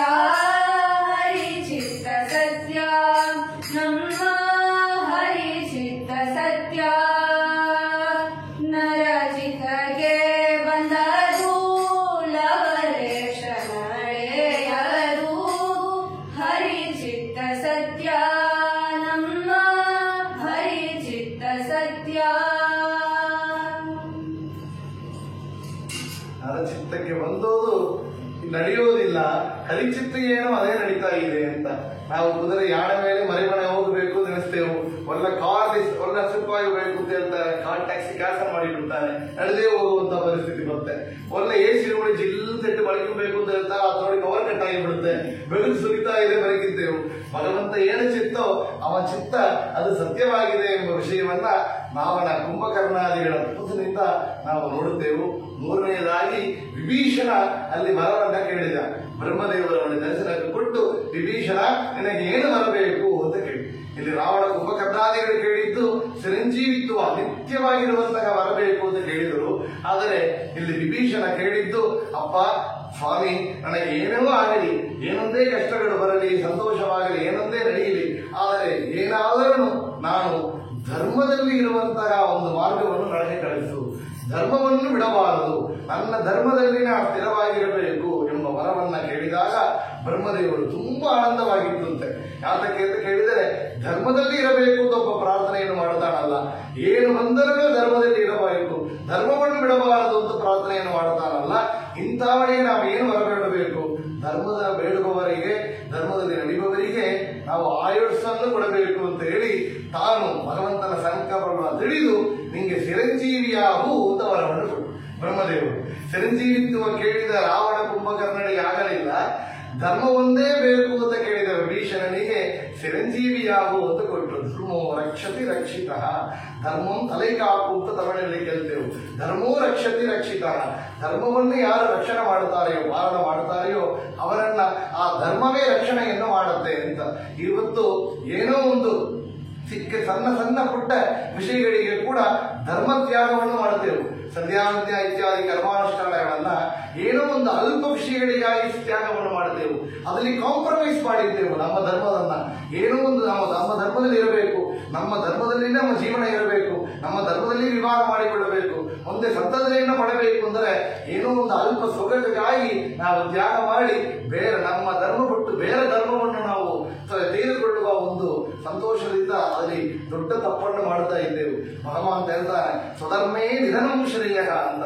ನಮ್ಮ ಏನು ಧರ್ಮವೋ ಆ ಧರ್ಮದಲ್ಲಿ ಇರಬೇಕು ಅಂತ. ಪರಧರ್ಮದಲ್ಲಿ ನಮ್ಮದಿಂದ ಉತ್ತಮವಾದ ಧರ್ಮ ಅಂತ ಇದು ನೋಡಿದ್ರೆ ಕಾಣಿಸ್ತಲ್ಲ, ಆ ಧರ್ಮ ಉತ್ತಮವಾಗಿ ಕಾಣಿಸ್ತಲ್ಲ ಅಂತ ಕೇಳಿ ಅದನ್ನು ತಗೊಂಡು ಮಾಡಲಿಕ್ಕೆ ಪ್ರಯತ್ನ ಪಟ್ಟರೆ ಅದು ಆಗೋದಿಲ್ಲ ಅಂದ್ರು. ಎಕ್ಸಾಮ್ ಹಾಲಿ ಸ್ಟೂಡೆಂಟ್ ಹೋಗಿದ್ದಾನೆ, ಏನೋ ಒಂದು ಎಕ್ಸಾಮ್ ಹಾಲಿಗೆ ಹೋದ್ರೆ ಅಲ್ಲಿ ಸ್ಪೆಷಲ್ ಮಾರ್ಕ್, ಎಕ್ಸಾಮ್ ಹಾಲಿ ಹೋದ್ರೆ ಹೋಗ್ಬೇಕು, ಎಕ್ಸಾಮ್ ಹಾಲಿಗೆ ಹೋಗಲಿಲ್ಲ ಅಂದ್ರೆ ಏನ್ ಮಾಡೋದು, ಹೋದ್ರೆ ಎಕ್ಸಾಮ್ ಅಲ್ಲಿ ಅವನ ರೆಕಾರ್ಡ್ ಚೇಸ್ ಆಗುತ್ತೆ. ಎಕ್ಸಾಮ್ ಹೋದ, ಕ್ವಶ್ಚಿನ್ ಪೇಪರ್ ಫಸ್ಟ್ ಹೆಸರು ಬರದ ಎಕ್ಸಾಮ್ ಬರದ ಅಂತ ಹೆಸರು ರೆಕಾರ್ಡ್ ಆಗುತ್ತೆ. ಎಕ್ಸಾಮ್ ಹಾಲಿ ಬರ್ತಾನೆ, ಒಂದು ಕಷ್ಟವಾದ ಕ್ವಶ್ಚಿನ್ ಬಂದಿದೆ, ಕ್ವಶ್ಚಿನ್ ನಂಬರ್ ಆದ್ರೂ ಬರೆದಿರಿ, ಅದಕ್ಕೊಂದು ಕನ್ಸೆಷನ್ ಮಾರ್ಕ್ ಆಗುತ್ತಾರೆ. ಎದುರೇ ಬಗೆದಿಲ್ಲ, ಎಕ್ಸಾಮ್ ಹಾಲಿಗೆ ಹೋಗಲಿಲ್ಲ ಅಂದ್ರೆ ಏನೋ ಹೋಗಿತ್ತು, ಹೋಗಿ ಬರಲಿಲ್ಲ ಅಂದ್ರೆ ಇನ್ನೂ ಹೋಗಿತ್ತು. ಆಗ ಎಷ್ಟು ಅಟೆಂಪ್ಟ್ ಮಾಡ್ತೇವೋ ಅಷ್ಟು ಅಟೆಂಪ್ಟಿಗೆ ಫಲ ಇದ್ದೇ ಇರುತ್ತೆ ಅಂತ. ಅಂತ ವಿಶೇಷವಾದದ್ದು ಧರ್ಮ. ಇಲ್ಲಿ ವಿಭೀಷಣ ನನಗೆ ಧರ್ಮ ಒಂದೇ ಬೇಕು ಅಂತ ಕೇಳಿದಕ್ಕೆ ಭಗವಂತ ಕೊಟ್ಟ ಫಲ ಚಿರಂಜೀವಿತ್ವವನ್ನು ಕೊಟ್ಟ. ಮುಂದೆ ಕೇಳ್ತೇವೆ, ಒಂದೇ ಲಂಕಾಪುರಿಗೆ ಅವನೇ ರಾಜವಾಗಿದ್ದು ಮರೆಯುವಂತಹ ಒಂದು ದೊಡ್ಡ ಭಾಗ್ಯವನ್ನು ಕೊಟ್ಟ ಭಗವಂತ ಕೊಟ್ಟಿದ್ದಾನೆ ಅಂತ ಒಂದು ವಿಷಯವನ್ನು ನೋಡುತ್ತೇವೆ. ವಿಭೀಷಣ ಅಲ್ಲಿ ಲಂಕಾಪುರಿಯಿಂದ ಇಲ್ಲಿ ಸಮುದ್ರಕ್ಕೆ ಸೇತುವನ್ನು ನಿರ್ಮಾಣ ಮಾಡಬೇಕು ಅಂತ ಬಂದಿದ್ದರೆ ಇಲ್ಲಿ ಶರಣಾಗತಿ ಪಡೆದ ರಾವಣನಲ್ಲಿ ಬಂದು ರಾಮದೇವರನ್ನ ಶರಣಾಗತಿ ಹೊಂದಿದ, ಪ್ರಾರ್ಥನೆಯನ್ನು ಮಾಡಿದ, ನಾನು ರಾವಣನ ಬಿಟ್ಟು ಬಂದಿದ್ದೇನೆ, ನನ್ನನ್ನು ನೀವು ಸ್ವೀಕಾರ ಮಾಡಬೇಕು ಅಂತ ಕೇಳಿದಾಗ ಅಲ್ಲಿದ್ದ ಎಲ್ಲ ಜನರು ಸೇರಿಕೊಂಡು ಹೇಳಿದರಂತೆ, ಇಲ್ಲ ಸಾಧ್ಯ ಇಲ್ಲ, ಯಾತಕ್ಕೆ ಇವ ರಾವಣನ ತಮ್ಮ ಬಂದಿದ್ದಾನೆ, ಶತ್ರು ಪರವಾಗಿ ಬಂದಿದ್ದಾನೆ, ಶತ್ರು ಗುಂಪಿನಿಂದ ಬಂದಿದ್ದಾನೆ, ಈ ಕೂಟದಿಂದ ಬಂದಿದ್ದರೆ ನಾವು ಸ್ವೀಕಾರ ಮಾಡಬಾರದು ಅಂತ ಎಲ್ಲ ಸೈನ್ಯರು ಕೂಡ ಇಲ್ಲಿ ವಾನರರು ಕೂಡ ಹೇಳಿದಾಗ ಕೂಡ ಆಗ ಒಬ್ಬರೇ ಮಾತಾಡಿದಂತೆ, ಒಬ್ಬರು ಯಾರು ಅಂತ ಕೇಳಿದರೆ ಹನುಮಂತ ದೇವರು ಹೇಳ್ತಾರೆ, ನಾವು ಲಂಕೆಗೆ ಹೋದಾಗ ಸೀತೆಯನ್ನು ಹುಡುಕಿಕೊಂಡು ಹೋದಾಗ ಸುಂದರಕಾಂಡದಲ್ಲಿ ಬರುವಂತಹ ಘಟನೆ, ಅಲ್ಲಿ ಏನೇನೋ ದೈತ್ಯರು ಒಬ್ಬರೊಬ್ಬರು ದುಷ್ಟ ಕಾರ್ಯವನ್ನು ಮಾಡ್ತಾ ಇದ್ದರು. ಅದರ ಪರಮ ವೈಷ್ಣವ ಒಬ್ಬರ ಗ್ರಹವನ್ನು ನೋಡಿದೆ, ಆ ಗ್ರಹದಲ್ಲಿ ಇದ್ದವರು ವಿಭೀಷಣನ ಮನೆ, ಅಲ್ಲಿ ಭಗವಂತನ ಸಂಕೀರ್ತನ ನಡೀತಾ ಇತ್ತು, ಭಗವಂತನ ಆರಾಧನೆ ನಡೀತಾ ಇತ್ತು. ಅಂತ ಪರಮ ವೈಷ್ಣವನಾದ ವಿಭೀಷಣನನ್ನ ಅವ ಶರಣಾಗತಿ ಹೊಂದಿದ್ದಾನೆ, ಅವನು ನೀವು ಸ್ವೀಕಾರ ಮಾಡಬೇಕು ಅಂತ ಹೇಳಿ ಪ್ರಾರ್ಥನೆ ಮಾಡಿದವರು ಅಲ್ಲಿ ವಾಯುದೇವರು ಹನುಮಂತ ದೇವರು. ಆಗ ರಾಮದೇವರು ಹೇಳಿದ ಮಾತು ಇಲ್ಲಿ ಹನುಮಂತ ದೇವರಿಗೆ ಹೇಳಿದ್ದಾರೆ, ಅದಕ್ಕಾಗಿ ಖಂಡಿತ ಸ್ವೀಕಾರ ಮಾಡುತ್ತೇನೆ. ಅದು ಮಾತ್ರ ಇಲ್ಲ, ನನ್ನ ಶರಣಾಗತಿಯಿಂದ ಯಾರು ಬಂದಿದ್ದಾರೆ, ನನ್ನ ಶರಣಾಗತಿ ಮಾಡಿದವರನ್ನ ಅದು ರಾವಣನೇ ಬಂದರೂ ಕೂಡ ನಾನು ಸ್ವೀಕಾರ ಮಾಡುತ್ತೇನೆ ಅಂತ ಅಲ್ಲಿ ರಾಮದೇವರು ಕೊಟ್ಟ ಮಾತು. ಅಂತ ಪರಮ ಕರುಣಾಳು ಶ್ರೀರಾಮಚಂದ್ರ ಮೂರ್ತಿ ಮುಂದೆ ಅವರಿಗೆ ಅಲ್ಲಿಯೇ ಪಟ್ಟಾಭಿಷೇಕವನ್ನು ಮಾಡಿದರು. ರಾಮಚಂದ್ರ ಮೂರ್ತಿ ಅವನಿಗೆ ಲಂಕಾಪುರಿಗೆ ರಾಜವಾಗಿ ಪಟ್ಟಾಭಿಷೇಕ ಮಾಡಿ ಮುಂದೆ ಎಷ್ಟು ದೊಡ್ಡ ಭಾಗ್ಯವನ್ನು ಕೊಟ್ಟಿದ್ದಾರೆ ಎಂದರೆ, ತಾನು ಪರಂಪರೆಯಾಗಿ ಸೂರ್ಯವಂಶದ ಪರಂಪರೆಯಾಗಿ ಪೂಜೆ ಮಾಡಿರುವಂತಹ ಆ ರಂಗ ವಿಮಾನವನ್ನ, ರಂಗನಾಥ ದೇವರನ್ನ ಅಲ್ಲಿ ವಿಭೀಷಣನಿಗೆ ಕೊಟ್ಟರು. ಆ ವಿಭೀಷಣ ಅದನ್ನು ಲಂಕೆಗೆ ತಕೊಂಡು ಹೋಗಬೇಕು ಅಂತ ಹೊರಟಾಗ ಅಲ್ಲಿ ಶ್ರೀರಂಗದಲ್ಲಿ ಕಾವೇರಿ ನದಿ ತೀರದಲ್ಲಿ ಚಂದ್ರ ಪುಷ್ಕರಣಿಯಲ್ಲಿ ಅನುಷ್ಠಾನ ಮಾಡಲಿಕ್ಕಾಗಿ ಬಂದಾಗ ಅಲ್ಲಿ ರಂಗನಾಥ ದೇವರು ಅಲ್ಲಿಯೇ ನಿಂತುಕೊಂಡ್ರು. ಆದರೂ ಕೂಡ ವಿಭೀಷಣನಿಗೆ ಒಂದು ವರವನ್ನು ಕೊಟ್ಟು, ನಾನು ದಕ್ಷಿಣ ದಿಕ್ಕಿನ ನೋಡುತ್ತಾ ಇಲ್ಲಿ ಇಲ್ಲಿ ಇಲ್ಲಿ ಈ ಸ್ಥಾನವನ್ನು ಹೊಂದಿದ್ದೇನೆ, ನಿನ್ನ ಲಂಕಾಪುರಿಯನ್ನು ನೋಡುತ್ತಾ ನನಗೆ ಅನುಗ್ರಹವನ್ನು ಮಾಡುತ್ತೇನೆ ಅಂತ ಹೇಳುತ್ತಾ ಇವತ್ತು ಕೂಡ ಚಿರಂಜೀವಿಯಾದ ವಿಭೀಷಣ ಪ್ರತಿನಿತ್ಯ ರಾತ್ರಿ ಕಾಲದಲ್ಲಿ ಬಂದು ರಂಗನಾಥ ದೇವರಿಗೆ ಪೂಜೆಯನ್ನು ಮಾಡುತ್ತಾರೆ ಅಂತ ಕೇಳಿದರೆ ಅಷ್ಟು ದೊಡ್ಡ ಭಾಗ್ಯವನ್ನು ರಾಮದೇವರು ಕರುಣಿಸಿದ್ದಾರೆ. ಅದಕ್ಕೆ ಕಾರಣ ಏನು ಅಂತ ಕೇಳಿದರೆ, ಅವನು ಕೇಳಿದ ವರ ಒಂದು, ನನಗೆ ನನ್ನ ಧರ್ಮ ಮಾರ್ಗದಲ್ಲಿ ಇಡುವಂತಹ ಒಂದು ವರವನ್ನು ಕೇಳಿದ. ಅವನಿಗೆ ಚಿರಂಜೀವಿತ್ವವನ್ನು ಕೊಟ್ಟರು, ಲಂಕಾಪುರಿಗೆ ರಾಜವಾಗಿರುವಂತಹ ಸ್ಥಾನವನ್ನು ಕೊಟ್ಟರು, ರಂಗನಾಥ ದೇವರನ್ನು ಪೂಜೆ ಮಾಡುವಂತಹ ಅನುಗ್ರಹವನ್ನು ಕೊಟ್ಟಿದ್ದಾರೆ ಎಂದರೆ, ಒಂದು ಪ್ರಾರ್ಥನೆ ಮಾಡಿದವರಿಗೆ 100 ಫಲವನ್ನು ಕೊಟ್ಟವ ಭಗವಂತ. ಒಂದು ಪ್ರಾರ್ಥಿಸಲು 100 ಫಲವನ್ನು ಕೊಟ್ಟವ ಭಗವಂತ ಎಂದು ವಿಶೇಷವಾಗಿ ದಾಸರ ಸಾಹಿತ್ಯದಲ್ಲಿ ಭಗವಂತನ ಕೊಂಡಾಡುತ್ತಾರೆ. ಭಗವಂತ ನಾವು ಏನು ಕರ್ಮವನ್ನು ಮಾಡಿ ಸಮರ್ಪಣೆ ಮಾಡುತ್ತೇವೋ ಅಕ್ಷಯವಾಗಿ ಫಲವನ್ನು ನೀಡಬಹುದು. ಅಕ್ಷಯಂ ಕರ್ಮಯ ಸಿಂಪರೇ ಸ್ವರ್ಪಿತಂ ಪ್ರಕ್ಷಯಂ ಯಾತಿ ದುಃಖಾಣಿಯನ್ನಾಮತಃ ಅಕ್ಷರೋ ಯೋಜನಃ ಸರ್ವದೇವಾಮೃತಃ ವೃಚ್ಚಿಕಂ ಯಸ್ಯ ವಿಶ್ವಂ ಸದಾ ಜಾತಿಕಂ ಪ್ರಣಯಾಮೋ ವಾಸುದೇವಂ ದೇವತಾ ಮಂಡಲ ಖಂಡಮಂಡಲ ಅಂತ ದ್ವಾದಶ ಸ್ತೋತ್ರದಲ್ಲಿ ಆಚಾರ್ಯ ಹೇಳಿದಂತೆ ಒಂದು ಪ್ರಾರ್ಥನೆಗೆ 100 ಫಲವನ್ನು ಕೊಡುವವ ಭಗವಂತ.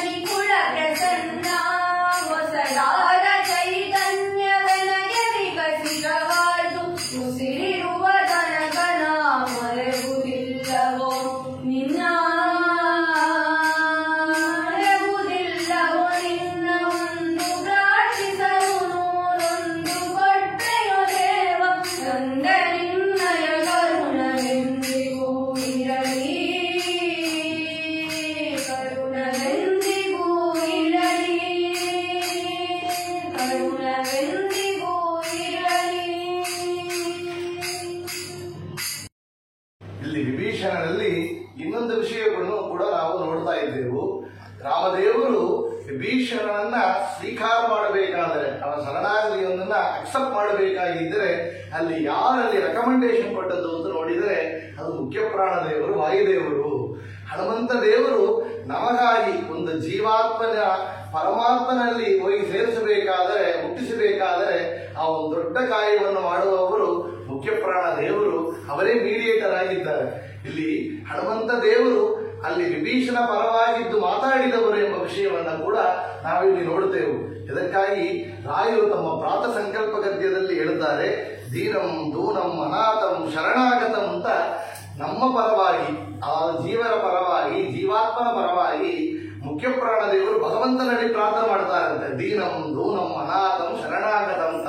ಇವ ಅನಾಥನಾಗಿದ್ದಾನೆ, ಪಾಪಕರ್ಮಗಳನ್ನ ಮಾಡಿದ್ದಾನೆ, ಇವನಿಗೆ ಯಾರು ಗತಿ ಇಲ್ಲ, ಇವನ ನೀವು ಉದ್ಧಾರವನ್ನು ಮಾಡಬೇಕು ಅಂತ ಹೇಳಿ ನಮ್ಮ ಪರವಾಗಿ ಭಗವಂತನಲ್ಲಿ ಪ್ರಾರ್ಥನೆ ಮಾಡುವವರು ಮುಖ್ಯ ಪ್ರಾಣ ದೇವರು ಎಂಬುದನ್ನ ರಾಯರು ತಮ್ಮ ಪ್ರಾತ ಸಂಕಲ್ಪ ಗದ್ಯದಲ್ಲಿ ಕೊಂಡಾಡುತ್ತಾರೆ. ಯಾತಕ್ಕೆ ಅಂತ ಕೇಳಿದರೆ ಮುಖ್ಯ ಪ್ರಾಣ ದೇವರು ಜೀವನಗಳಿಗೆ ನಮಗೆಲ್ಲ ಕೂಡ ತಾಯಿ ತಂದೆಯಾಗಿ, ಆತ್ಮ ಬಂಧುವಾಗಿ, ಗುರುವಾಗಿದ್ದ ಅನುಗ್ರಹವನ್ನು ಮಾಡುತ್ತಾರೆ ಎಂಬ ವಿಷಯವನ್ನ ಕೂಡ ನಾವಿಲ್ಲಿ ನೋಡುತ್ತೇವೆ.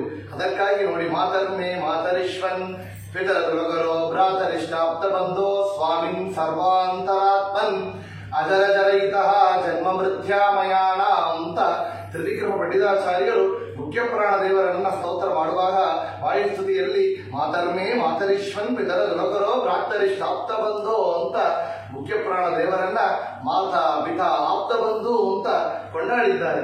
ಇದನ್ನೇ ಕೂಡ ಪುರಂದರದಾಸರು ತಮ್ಮ ಕೃತಿಯಲ್ಲಿ ಹೇಳ್ತಾರೆ. ವಿಶೇಷವಾಗಿ ಒಂದು ತಾಯಿ ತಮ್ಮ ಮಗುವಿಗೆ ಹಸುವಾದರೆ ಹೆಂಗ ಓಡಿ ಬಂದು ಕಾಯುತ್ತಾಳೆಯೋ, ಆ ಮಗುವಿಗೆ ಅನ್ನವನ್ನು ತಿಳಿಸಿ ಉಣಿಸಿ ಆ ರಕ್ಷಣೆಯನ್ನು ಮಾಡುತ್ತಾಳೆಯೋ ಅದೇ ರೀತಿಯಲ್ಲಿ ಹನುಮಂತ ದೇವರು ಕಪಿಗಳನ್ನ ರಕ್ಷಣೆಯನ್ನು ಮಾಡಿದ್ದಾರೆ ಎಂಬ ವಿಷಯವನ್ನ ಹೇಳುತ್ತಾ, ತಾಯಿಯಾಗಿ ತಂದೆಯಾಗಿದ್ದು ರಕ್ಷಣೆ ಮಾಡುವವರು ಮುಖ್ಯ ಪ್ರಾಣ ದೇವರು ಅಂತ.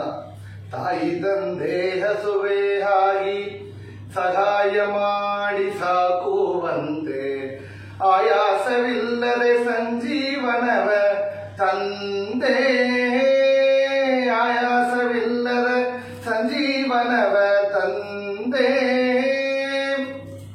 ಮಾಯಕೊಂಡ ಕಪಿಗಳನ್ನು ಸಾಯದಂತೆ ಪೋರೆವ, ಮಾಯಕೊಂಡ ಕಪಿಗಳನ್ನು ಸಾಯದಂತೆ ಪೋರೆವ, ರಘುರಾಯನಂಗ್ರಿಗಳನೆ ಸಾಕ್ಷಿ ತ್ರೇತಾಯುಗದಲ್ಲಿ, ಹನುಮನಮ್ಮ ತಾಯಿ ತಂದೆ ಭೀಮನಮ್ಮ ಬಂಧು ಬಳಗ ಆನಂದ ತೀರ್ಥರೇ ಗದಿಗೋತ್ರವಯ್ಯ.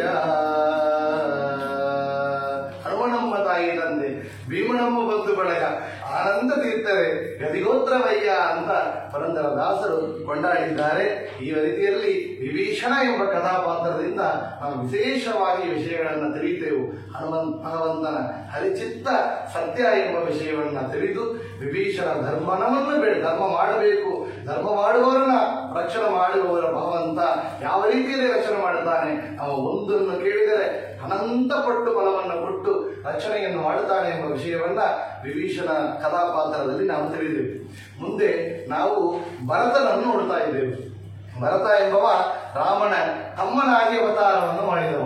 ಅವ ಸಾಮಾನ್ಯನಲ್ಲ, ವಿಶೇಷವಾಗಿ ಅವ ಕಾಮ ದೇವರ ಮನ್ಮಥನ ಅವತಾರ ಭರತ. ಆ ಭರತ ಅಲ್ಲಿ ರಾಮದೇವರಿಗೆ ತಮ್ಮನಾಗಿ ಬರಬೇಕಾದರೆ ಅವನಲ್ಲಿ ವಿಶೇಷವಾಗಿ ಭಗವಂತನ ಪ್ರದ್ಯುಮ್ನರೂಪಿ ಪರಮಾತ್ಮನ ಆವೇಶ ಸನ್ನಿಧಾನಲ್ಲಿ ಇತ್ತು. ಅದರಿಂದ ವಿಶೇಷವಾಗಿ ಈ ಒಂದು ಅವತಾರ ಕಾಲದಲ್ಲಿ ಸಾಧನೆಯನ್ನು ಮಾಡಿದ್ದಾನೆ ಭರತ ಎಂಬ ವಿಷಯವನ್ನು ನೋಡುತ್ತೇವೆ. ಈ ಭರತ ರಾಮನಿಗೆ ವನವಾಸವನ್ನು ಬೇಕು, ವನವಾಸವನ್ನು ಮಾಡಬೇಕು, 14 ವರ್ಷ ವನವಾಸವನ್ನು ಪಡೆಯಬೇಕು. ಇಲ್ಲಿ ಭರತನಿಗೆ ಇಲ್ಲಿ ರಾಜ್ಯ ಪಟ್ಟಾಭಿಷೇಕವನ್ನು ಮಾಡಬೇಕು ಎಂದು 2 ವರಗಳನ್ನು ಕೇಳಿದವಳು ಕೈಕೇಯಿ. ದಶರಥರಲ್ಲಿ ಅವಳು ಕೇಳಿದ 2 ವರಗಳನ್ನು ದಶರಥರು ಕೊಟ್ಟೇ ಆಗಬೇಕು ಎಂಬ ಪರಿಸ್ಥಿತಿ ಇತ್ತು. ಅದರಿಂದ ಅವರು ಕೊಟ್ಟಿದ್ದಾರೆ. ಆದರೂ ಕೂಡ ಅದರ ಮನಸ್ಸಲ್ಲಿ ಇಟ್ಟುಕೊಂಡು ದುಃಖವನ್ನು ಪಡೆದು ನಾವು ನೋಡಿದರೆ ತನ್ನ ದೇಹವನ್ನೇ ಬಿಟ್ಟು ಅವರು ಈ ಒಂದು ಅವತಾರವನ್ನು ಪೂರ್ತಿ ಮಾಡಿ ಹೊರಟಿದ್ದಾರೆ ದಶರಥ ಮಹಾಚಕ್ರವರ್ತಿ. ಆ ಒಂದು ಸಮಯ ಬಂದಾಗ ನೋಡಿ, ಭರತ ತಮ್ಮ ತಾತಂದ್ರ ಮನೆಯಾಗಿ ಕೈಕೇಯಿಯ ದೇಶಕ್ಕಾಗಿ ಹೋಗಿದ್ದಾನೆ, ಶತ್ರುಘ್ನ ಜೊತೆಯಾಗಿ ಹೋಗಿದ್ದಾನೆ. ಮತ್ತೊಮ್ಮ ವಾಪಸ್ ವಿಷಯವನ್ನು ತಿಳಿದು ಓಡಿ ಬರ್ತಾ ಇದ್ದಾನೆ. ಬಂದ ಕ್ಷಣ ಹೇಳಿದ ಮಾತು ಏನು ಅಂತ ಈ ಒಂದು ವರವನ್ನ ಕೇಳಿದವಳು ತಮ್ಮ ತಾಯಿಯಿಂದ ತಿಳಿದ ಕ್ಷಣ ತಮ್ಮ ತಾಯಾಗಿ ಇದ್ದರನ್ನು ಕೂಡ ತಮ್ಮ ಅನ್ನನಾದ ಭಗವಂತನ ಅವತಾರವಾದ ರಾಮದೇವರಿಗೆ ದ್ರೋಹ ಮಾಡಿದ್ದಾನೆ ಅಂತ ತಿಳಿದ ಕ್ಷಣ ತಮ್ಮ ತಾಯಿಯನ್ನು ಕೂಡ ಬಿಡಲಕ್ಕೆ ಹೊರಟಿದ್ದ ವರದ ಅಂತ ಕೇಳಿ ನೋಡುತ್ತೇವೆ. ತಾಯಿ ಮೇಲೆ ಪ್ರೀತಿಯನ್ನು ಮಾಡಬೇಕು, ಆದರೆ ದುರ್ಕರ್ಷ ಕರ್ಮಗಳನ್ನು ಮಾಡಿದಾಗ ದುಶ್ಚಿಂತನೆಯನ್ನು ಇಟ್ಟುಕೊಂಡಾಗ ಆ ತಾಯಿಯನ್ನು ಕೂಡ ಖಂಡನ ಮಾಡಬೇಕು ಎಂಬ ವಿಷಯವನ್ನು ಭರತನಿಂದ ನಾವು ತಿಳಿಯುತ್ತೇವೆ. ಯಾತಕ್ಕೆ ಅಂತ ಕೇಳಿದರೆ ಹಿರಣ್ಯಕಶಿಪು ತಂದೆಯೇ, ಆದರೆ ತಂದೆಯೇ ಆದರೂ ಕೂಡ ಪ್ರಹ್ಲಾದವನಿಗೆ ಉಪದೇಶವನ್ನು ಮಾಡಿದ. ಆದರೆ ಅಲ್ಲಿ ಅವನ ಮಾತು ಕೇಳಲಿಲ್ಲ. ಅದರ ಮನೆಯಲ್ಲಿ ಯಾರೋ ಒಬ್ಬರು ತುಂಬಾ ಪ್ರೀತಿಕರವಾಗಿರಬಹುದು, ಆದರೆ ಅವರನ್ನ ಧರ್ಮ ಮಾರ್ಗದಲ್ಲಿ ಕರ್ಕೊಂಡು ಹೋಗಬೇಕಾದರೆ ನಾವು ಕಾಂಪ್ರಮೈಸ್ ಮಾಡಿಕೊಳ್ಳಬಾರದು ಅಂತ ಹೇಳ್ತಾರೆ. ನಾವು ಪಾಸ ಇಟ್ಟಿದ್ದೆವು, ಪಾಸ ಇಟ್ಟ ತಕ್ಷಣ ಏನ್ ಮಾಡ್ತೇವೆ ಅಂದ್ರೆ ಅವರಿಗಾಗಿ ನಾವು ಬಿಟ್ಟು ಕೊಡ್ತೇವೆ. ಅವರೇನೋ ತಪ್ಪು ಮಾಡಿದರೆ ನಾವು ತಿದ್ದಿಸೋದಿಲ್ಲ. ಮಕ್ಕಳ ಮೇಲೆ ತುಂಬಾ ಪಾಸ ಇಡ್ತೇವೆ. ಪಾಸ ಬೇರೆ, ಅದರ ಪ್ರೀತಿ ಬೇರೆ ಅಂತಾರೆ. ಪಾಸಕ ಪ್ರೀತಿ ಏನು ಡಿಫರೆನ್ಸ್ ನೋಡಿದರೆ, ಭೇದ ನೋಡಿದರೆ, ನನ್ನ ಜೊತೆಯಾಗಿ ಇರಬೇಕು ಎಂಬುದು ಎಲ್ಲರಿಗಿರುತ್ತೆ. ಆದರೆ ಓದಲಿಕ್ಕಾಗಿ ದೂರ ದೇಶ ಹೋಗಬೇಕಾಗಿದೆ. ಆದರೆ ದೂರ ದೇಶ ಹೋದರೆ ನನ್ನ ಜೊತೆ ಇರೋದಿಲ್ಲ ಅಂತ ಹೇಳಿ ಪಕ್ಕದಲ್ಲಿ ಇಟ್ಟುಕೊಂಡಿದ್ದರೆ ಅದು ಮೋಹ, ಅದು ಪಾಸ, ಬಂಧನ. ಆದರೆ ಅವ ಚೆನ್ನಾಗಿ ಉದ್ಧಾರ ಆಗಲಿ, ದೂರ ಹೋದ್ರೂ ಹೋಗಿ ಬರಲಿ ಅಂತ ಹೇಳಿ ಕಳಿಸಿಕೊಟ್ರೆ ಅದು ಪ್ರೀತಿ ಅಂತ ಹೇಳ್ತಾರೆ. ಇದು ವಿಶೇಷವಾಗಿ ಹೇಳ್ತಾರೆ. ಏಕಾದಶಿ ಉಪವಾಸ ಮಾಡ್ತಾನೆ, ಮಗಳು ಮಾಡ್ತಾನೆ, ಅವಳು ವ್ಯಾಧಿ ಏದೋ ಮೈ ಬಂದು ಬಿಡುತ್ತೆ ಅಂತ ಹೇಳಿ ಏಕಾದಶಿ ಉಪವಾಸನ ನಿಲ್ಲಿಸ್ತೇವಲ್ಲ, ಅದು ಪಾಸ. ಆದರೆ ಮಾಡಿದರೆ ಈ ಜನ್ಮ ಇಲ್ಲ, ಮುಂದೆ ಎಷ್ಟೋ ಜನ್ಮಗಳಿಗೆ ಕೂಡ ಉದ್ಧಾರ ಆಗುತ್ತೆ ಅಂತ ಎಂಕರೇಜ್ ಮಾಡಿದರೆ ಅದು ಪ್ರೀತಿ ಅಂತ ಹೇಳ್ತಾರೆ. ಇದು ಪಾಸ ಬಂಧನಕ್ಕೆ ಪ್ರೀತಿಗಿರುವಂತಹ ಭೇದ. ಇಲ್ಲಿ ಕೈಕೇಯಿ ಮೇಲೆ ಪಾಸವನ್ನು ಅವ ಇಟ್ಟಿದ್ದಾನೆ, ಪ್ರೀತಿಯನ್ನು ಇಟ್ಟಿದ್ದಾರೆ. ಅದು ತಪ್ಪು ಮಾಡಿದಾಗ ಅದರ ಖಂಡನ ಮಾಡಿದವ ಭರತ ಎಂಬ ವಿಷಯವನ್ನು ಕೂಡ ಹೇಳಿ ತಿಳಿತೇವು.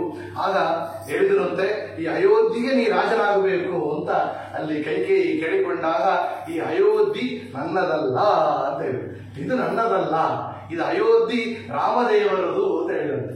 ಭರತ ಆ ಕ್ಷಣ ತಾನು ಶಬ್ದವನ್ನು ತೆಗೆದುಕೊಳ್ಳುತ್ತಾನೆ. ಏನು ಸಂಕಲ್ಪವನ್ನು ಮಾಡಿಕೊಂಡ ಅಂತ ಕೇಳಿದರೆ, 14 ವರ್ಷ ಈ ಒಂದು ಅಯೋಧ್ಯೆ ಇದು ರಾಮದೇವರೇ ರಾಜ, ನಾನು ರಾಜ ಅಲ್ಲ. ಈ ಅಯೋಧ್ಯೆ ಯಾರು ಪಟ್ಟಣ? ಇದು ರಾಮದೇವರ ಪಟ್ಟಣ, ಅವನೇ ರಾಜವಾಗಿರಬೇಕು.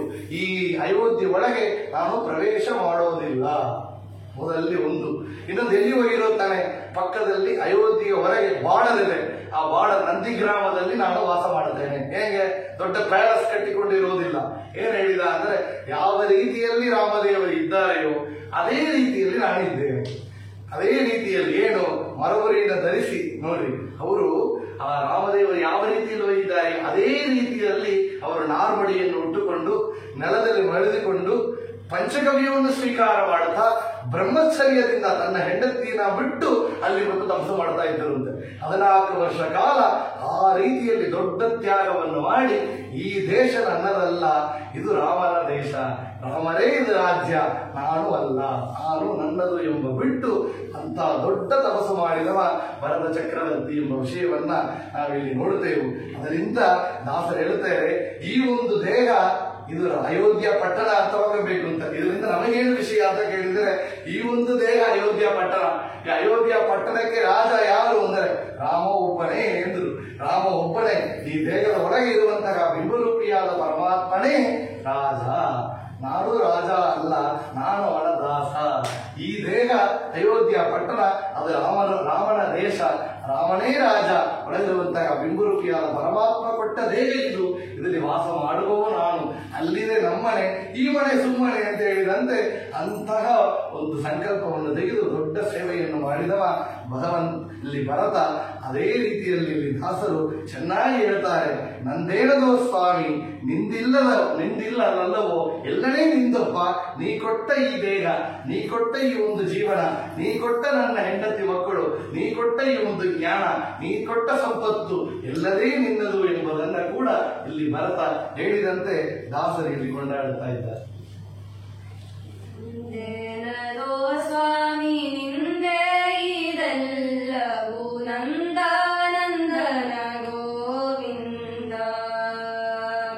ಹಿಂದೆನ್ನ ಜನುಮವು ಏನಾದರಾಗಲಿ ಮುಂದೆನ್ನ ಕಾಯೋ ಮುಕುಂದ.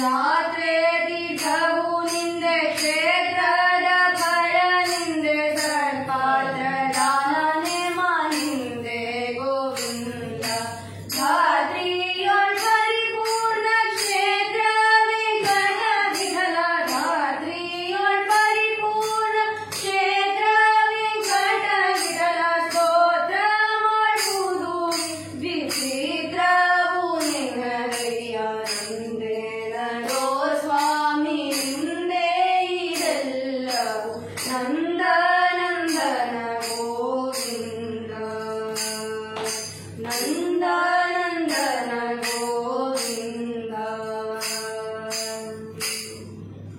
ದೇನದೋ ಸ್ವಾಮಿ ಎಲ್ಲರೂ ನಿಂದವು ಅಂತ ಹೇಳಿ ದಾಸರು ಹೇಳಿದಂತೆ ಇಲ್ಲಿ ಭರತ ಈ ಒಂದು ಅಯೋಧ್ಯ ಪಟ್ಟಣ ಇದು ನನ್ನದಲ್ಲ, ಇದು ನಾನು ರಾಜ ಇಲ್ಲ, ಎರಡು ಮಾತನ್ನ ಹೇಳಿದ್ದಾನೆ ನೋಡಿ.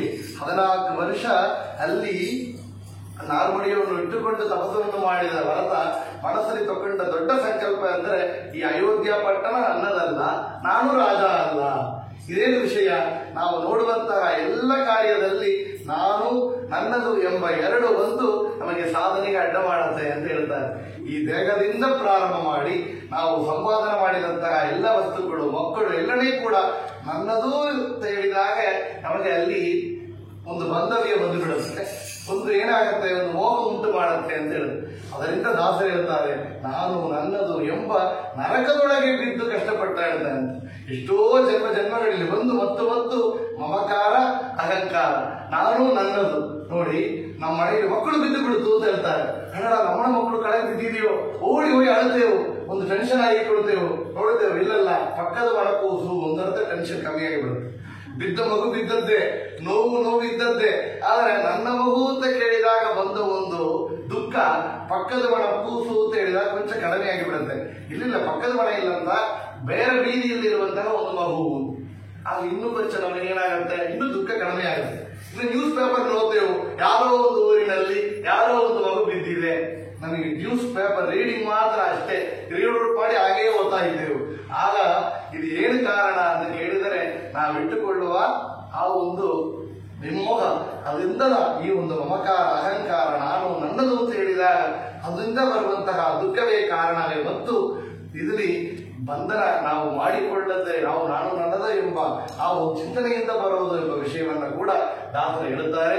ಅದರಿಂದ ನೋಡಿ, ಇನ್ನು ದಯ ಬಾರದೆ ದಾಸನ ಮೇಲೆ ಎಷ್ಟೋ ಜನ್ಮಗಳಲ್ಲಿ ನಾನು ನನ್ನದು ಎಂದು ಕಡಿದು ಹುಟ್ಟಿ ಈ ಒಂದು ಜಯವನ್ನು ಪಡೆದಿದ್ದೇನಲ್ಲ, ಇನ್ನಾದರೂ ನಿನ್ನ ದಾಸರ ಸಂಘವಿತ್ತು ಮನ್ನಿಸಿ ಸಲಹೆಯ ಅಂತ ಬೇಡಿಕೊಂಡಂತೆ ನನ್ನ ಮೇಲೆ ಕರುಣೆಯನ್ನು ತೋರುವ ಭಗವಂತ, ಇನಿ ಇನ್ನಾದರೂ ನನಗೆ ಮಮಕಾರ ಅಹಂಕಾರವನ್ನು ಇಡಬಾರದು ಎಂಬ ವಿಷಯವನ್ನು ಕೂಡ ಪುರಂದರದಾಸರು ಇಲ್ಲಿ ಚೆನ್ನಾಗಿ ಪ್ರಾರ್ಥನೆಯನ್ನು ಮಾಡ್ತಾರೆ.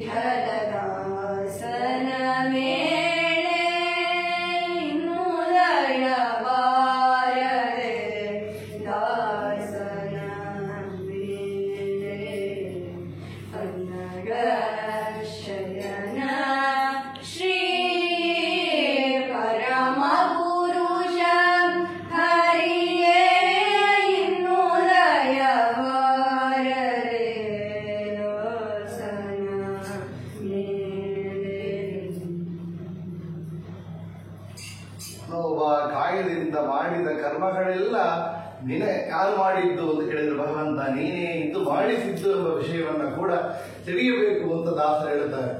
ರಾಮನಲ್ಲಿ ರಾಮ ಅಲ್ಲಿ ಹೋಗಿ ದರ್ಶನವನ್ನು ಮಾಡಬೇಕು ಅಂತ ಬರೆದು ಬಂದಿದ್ದಾನೆ. ಅಂದಿದ್ದರೆ ಜೊತೆಯಾಗಿ ಎಲ್ಲ ಮಂತ್ರಿಯರೆಲ್ಲ ಬರ್ತಾ ಇದ್ದಾರೆ. ಆ ದೂರದಿಂದ ಆ ಗುಹಾ ಅಲ್ಲಿ ನೋಡುತ್ತಾನೆ, ಓ ಅಯೋಧ್ಯ ಪಟ್ಟಣದಿಂದ ದೊಡ್ಡ ಸೈನಿಕರೆಲ್ಲ ಬರ್ತಾ ಇದ್ದಾರೆ ಅಂತ ವಿಷಯವನ್ನು ತಿಳಿಸ್ತಾನೆ.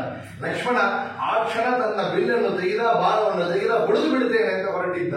ಆಗ ರಾಮದೇವರು ಹೇಳಿದಂತೆ, ಭರತನ ಮನಸ್ಸು ಏನು ಅಂತ ನನಗೆ ಗೊತ್ತಪ್ಪ, ಅವ ಏನು ಅಂತ ಕೇಳ್ತಾನ ನೋಡು. ಈ ಕ್ಷಣ ರಾಮ, ಈ ರಾಜ್ಯ ನಿನ್ನದು, ನೀ ನನ್ನ ಜೊತೆಯಾಗಿ ಬಂದೇ ಆಗಬೇಕು ಅಂತ ಪ್ರಾರ್ಥನೆ ಮಾಡುತ್ತೇನೆ ಅಂತ ಎಲ್ಲವ ನೋಡು ಅಂತ ಹೇಳಿ ರಾಮದೇವರು ಭರತನನ್ನ ಚೆನ್ನಾಗಿ ತಿಳಿದುಕೊಂಡ ಆ ಮಾತನ್ನು ಹೇಳುತ್ತಾರೆ.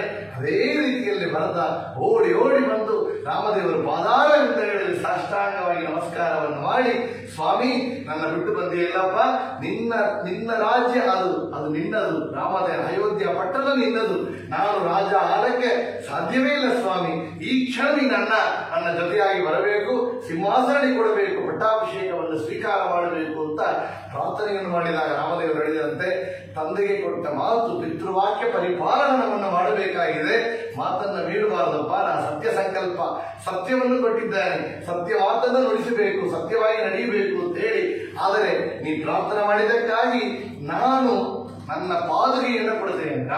ಪ್ರಾರ್ಥನೆ ಮಾಡ್ತಾನೆ, ನಿನ್ನ ಪಾದುಗೆಯನ್ನು ಕೊಡು ಸ್ವಾಮಿ, ಅದನ್ನು ಇಟ್ಟುಕೊಂಡು ಒಂದು ರೆಪ್ರೆಸೆಂಟೇಟಿವ್ ಆಗಿ ನಾನಿದ್ದೇನೆ, ನಾನು ರಾಜ ಅಲ್ಲ, ರಾಜ್ಯ ಮಾಡುವವ ನೀನೇ ಅಂತ ಬರದ ಹೇಳಿದ. ನಾನು ಮಾಡೋದಿಲ್ಲ, ಮಾಡಿದೆಲ್ಲ ನೀನೇ, ಮನೋವ ಕಾಯದಿಂದ ಮಾಡಿದ ಕರ್ಮಗಳೆಲ್ಲ ಮಾಡಿಸುವವ ನೀನೇ ಅಂತ ಅನುಸಂಧಾನದಿಂದ ಈ ಒಂದು ರಾಜ್ಯವನ್ನು ಪರಿಪಾಲ ಮಾಡುವವ ನೀನೇ ಅಂತ ನಾನು ತಿಳಿದು ಈ ಪಾದುಗೆಯನ್ನೇ ಸಿಂಹಾಸನದಲ್ಲಿ ಕುರಿಸಿ ಅದಕ್ಕೆ ಪಟ್ಟಾಭಿಷೇಕವನ್ನು ಮಾಡಿಸಿ ನಾನು ನಿನ್ನ ಸೇವಕನಾಗಿದ್ದು ಈ ಅಯೋಧ್ಯವನ್ನು ಅಲ್ಲಿ ರಾಜ್ಯವನ್ನು ಮುಂದೆ ನಡೆಸಿಕೊಳ್ಳಕ್ಕೆ ಬಾಧ್ಯತೆಯನ್ನು ಕರುಣಿಸಬೇಕು ಅಂತ ಪ್ರಾರ್ಥನೆಯನ್ನು ಮಾಡಿದಾಗ ರಾಮದೇವರು ಆ ಪಾದುಗೆಯನ್ನು ಕೊಟ್ಟಿದ್ದರಂತೆ. ಆ ಪಾದುಗೆಗೆ ಸ್ವರ್ಣ ಕವಚ ಹಾಕಿದಂತೆ, ವಜ್ರ ಕವಚ ಹಾಕಿ ಅದನ್ನು ಸಿಂಹಾಸನದಲ್ಲಿ ಇಟ್ಟು ಮುಂದೆ ರಾಜ್ಯ ಪರಿಪಾಲನವನ್ನು ಮಾಡಿದ ಭರತ ಅಂತ ಕೇಳುತ್ತೇವೆ. ಮುಂದೆ ಇನ್ನೊಂದು ಮಾತನ್ನು ಹೇಳಿದಂತೆ, 14 ವರ್ಷ ಅಲ್ಲಿ ನಾನು ನಂದಿಗ್ರಾಮದಲ್ಲಿ ಕಾಯುತ್ತೇನೆ ಅಂತ. ಯಾತಕ್ಕೆ ನಂದಿಗ್ರಾಮ ಅಂತ ಕೇಳಿದರೆ, ನಂದಿಗ್ರಾಮದಲ್ಲಿ ಕಾಯಬೇಕು ಅಂತ ಭಗವಂತನ ದರ್ಶನ ಆಗಬೇಕಾದರೆ. ನಂದಿಗ್ರಾಮ ಅಂದ್ರೆ ಏನು ಅಂದ್ರೆ ನಂದಿ ತೀರ್ಥರ ಗ್ರಾಮ, ನಂದಿ ತೀರ್ಥೋರು ನಾವಿನೋ ನಂದಿನಗ ಅಂತ. ನಂದಿ ತೀರ್ಥರ ಬೇರೆ ಯಾರಲ್ಲ, ಆನಂದ ತೀರ್ಥರಿಗೆ ನಂದಿ ತೀರ್ಥರು ಅಂತ ಒಂದು ನಾಮ ಇದೆ. ನಂದಿ ತೀರ್ಥರ ಇರುವಂತಹ ಜಾಗದಲ್ಲಿ ನಂದಿ ತೀರ್ಥರ, ಆನಂದ ತೀರ್ಥರ, ಮಧ್ವಾಚಾರ್ಯರ ಶಾಸ್ತ್ರಗಳನ್ನು ತಿಳಿದು ಓದುತ್ತಾ ಕೇಳುತ್ತಾ ಅದರಲ್ಲಿ ಸ್ಮರಣೆಯನ್ನು ಮಾಡುತ್ತಾ ಶ್ರವಣವನ್ನು ಮಾಡುತ್ತಾ ಭಗವಂತನ ದರ್ಶನಕ್ಕಾಗಿ ತಪಸ್ಸು ಮಾಡಿದರೆ 14 ವರ್ಷದಲ್ಲಿ ರಾಮ ದರ್ಶನ ಆಗಿತ್ತು. ನಮಗೆ ಒಳಗಿರುವಂತಹ ಬಿಂಬರೂಪಿ ದರ್ಶನ ಆಗಬೇಕಾದರೆ ನಂದಿ ತೀರ್ಥರ ಜೊತೆಯಲ್ಲಿ ಇರಬೇಕು, ನಂದಿ ತೀರ್ಥರ ಜಾಗದಲ್ಲಿ ಇರಬೇಕು, ಅವರ ಶಾಸ್ತ್ರವನ್ನು ತಿಳಿಯಬೇಕು ಎಂಬ ವಿಷಯವನ್ನು ಕೂಡ ಭರತನ ಆ ಒಂದು ಚರಿತ್ರೆ ನಮಗೆ ತೋರಿಸಿಕೊಡುತ್ತಾ ಇದೆ. ಅವ ಇನ್ನೊಂದು ತಪಸ್ಸು ಮಾಡಿದಂತ, ಇನ್ನೊಂದು ಆಗಿ ಒಂದು ಶಬ್ದವನ್ನು ತೆಗೆದ ಸಂಕಲ್ಪವನ್ನು ಮಾಡಿದ್ದ. 14 ವರ್ಷ ಆಗಿ ಒಂದು ದಿನ ಆದರೂ ಕೂಡ ಅಗ್ನಿ ಪ್ರವೇಶವನ್ನು ಮಾಡುತ್ತೇನೆ. ನೋಡಿ, ಭಗವಂತನ ನೋಡಲೇಬೇಕು ಎಂಬ ಹಠ ಈ ರೀತಿಯಲ್ಲಿ ಇರಬೇಕು ಅಂತ. ನಾವು ಹುಟ್ಟಿದಂತಕ್ಕೆ ಒಂದೇ ಉದ್ದೇಶ ಏನು ಅಂದರೆ ಒಳಗಿರುವಂತಹ ಬಿಂಬರೂಪಿಯ ದರ್ಶನ, ಅದುವೇ ನಮ್ಮ ಉದ್ದೇಶ. ನಾವು ಮಾಡುವಂತಹ ಸ್ನಾನ, ಸಂಧ್ಯಾವಂದನ, ಭೋಜನ, ಪೂಜೆ, ತೀರ್ಥಯಾತ್ರೆ, ದಾನ, ಧರ್ಮ, ಪಿತೃಕಾರ್ಯ, ನಾಮ ಸಂಕೀರ್ತನ, ಶ್ರವಣ, ಕೀರ್ತನ ಎಲ್ಲೂ ಕೂಡ ಇದು ಫಲ ಏನು ಅಂತ ಕೇಳಿದರೆ ಒಳಗಿರುವಂತಹ ಬಿಂಬರೂಪಿಯನ್ನ ನೋಡಬೇಕು, ನಿನ್ನ ದರ್ಶನ ಆಗಬೇಕು. ಅದು ಒಂದೇ ಪ್ರಾರ್ಥನೆಯಾಗಿರಬೇಕು. ಭರತ ಒಂದೇ ಪ್ರಾರ್ಥನೆ ಇಟ್ಟುಕೊಂಡ, ರಾಮ ನಿನ್ನ ದರ್ಶನ ಮತ್ತೆ ಆಗಬೇಕು. ಅದಕ್ಕಾಗಿ 14 ವರ್ಷ ನಾನು ತಪಸ್ಸು ಮಾಡುತ್ತೇನೆ. ಅದನ್ನು ದಾಟಿದರೆ ಒಂದು ದಿವಸ ಆದರೂ ಅಗ್ನಿ ಪ್ರವೇಶ ಮಾಡುತ್ತೇನೆ. ನೋಡಿ, ದೇಹವನ್ನ ಅಗ್ನಿಯಲ್ಲಿ ಇಡುತ್ತೇನೆ ಅಂತ ಆ ಒಂದು ಶಪಥವನ್ನು ಮಾಡಿದ್ದೇನೆ ಅಂತ. ನಾವು ಕೂಡ ಏನೊಂದೇ ಕರ್ಮಗಳನ್ನು ಮಾಡಿದರೂ ಕೂಡ ಅದಕ್ಕೆ ಫಲ ಏನಿರಬೇಕು ಅಂದರೆ, ಅಪ್ಪ ನಿನ್ನ ದರ್ಶನವನ್ನ ವಿಭೂರೂಪಿಯಾದ ಭಗವಂತ ನಿನ್ನ ದರ್ಶನವನ್ನ ಆಗಬೇಕು, ಪಡೆಯಬೇಕು ಅಂತ ಪ್ರಾರ್ಥನೆಯನ್ನು ಮಾಡಬೇಕು ಅಂತ. ಅದಕ್ಕಾಗಿ ದೊಡ್ಡ ಸೇವೆಯನ್ನು ಮಾಡಿದವ ಭರತ ಎಂಬುದನ್ನ ತಿಳಿಯುತ್ತೇವೆ. ಅಂತ ಭರತನ ಒಂದು ಪಾದಕ ಸೇವ, ಅರ್ಚನಂ, ವಂದನಂ, ದಾಸ್ಯಂ, ಸತ್ಯಂ, ಆತ್ಮನಿವೇದನಂ, ಶ್ರವಣಂ, ಕೀರ್ತನಂ, ವಿಷ್ಣೋವೋ ಸ್ಮರಣಂ, ಪಾದಸೇವನಂ ಅಂತ ಒಂದು ಭಕ್ತಿ ಇದೆ. ಅಂತ ಪಾದಸೇವನ ಎಂಬ ಭಕ್ತಿಯನ್ನ ಹೆಚ್ಚಾಗಿ ಚೆನ್ನಾಗಿ ಮಾಡಿದವ ಭರತ ಎಂಬ ವಿಷಯವನ್ನ ತಿಳಿತೇವು. ಅಂತ ಜೀವನವೇ ಒಳ್ಳೆ ಜೀವನ ತೊರೆದು ಜೀವಿಸಬಹುದೇ ಅಂತ ದಾಸರು ಕೊಂಡಾಡಿದಂತೆ ಅಂತಹ ಜೀವನವನ್ನು ನಾವು ಪಡೆಯಬೇಕು ಎಂಬುದನ್ನು ಕೂಡ ಭರತನ ಈ ಒಂದು ಚರಿತ್ರೆಯಿಂದ ಈ ಕಥಾಪಾತ್ರದಿಂದ ನಾವು ತಿಳಿಯುತ್ತೇವೆ.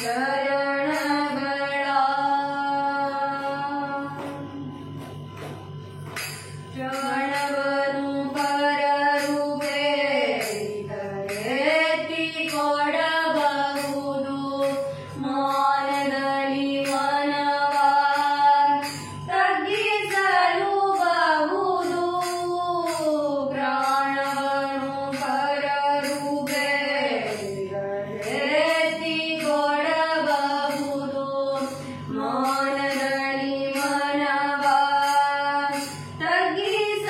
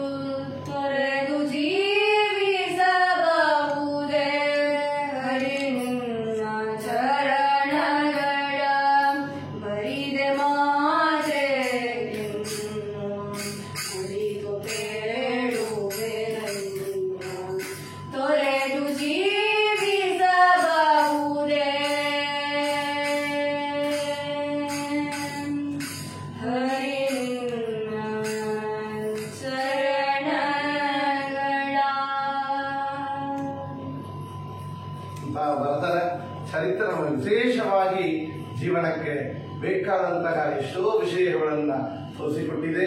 ಮುಂದೆ ಇನ್ನಂತ ಬೇರೆ ಬೇರೆ ಕಥಾಪಾತ್ರಗಳನ್ನ ಮತ್ತು ನಾವು ಮುಂದೆ ನೋಡ್ತಾ ಇರೋಣ. ರಾಮಾಯಣ ಮಹಾಭಾರತ ಕಥಾಪಾತ್ರಗಳ ಪರಿಚಯ ಮತ್ತು ಅದರಿಂದ ನಾವು ಕಲಿಯುವಂತಹ ಎಲ್ಲ ವಿಷಯಗಳನ್ನ ಕೂಡ ನೋಡುತ್ತಾ ಬಂದಿದ್ದೆವು.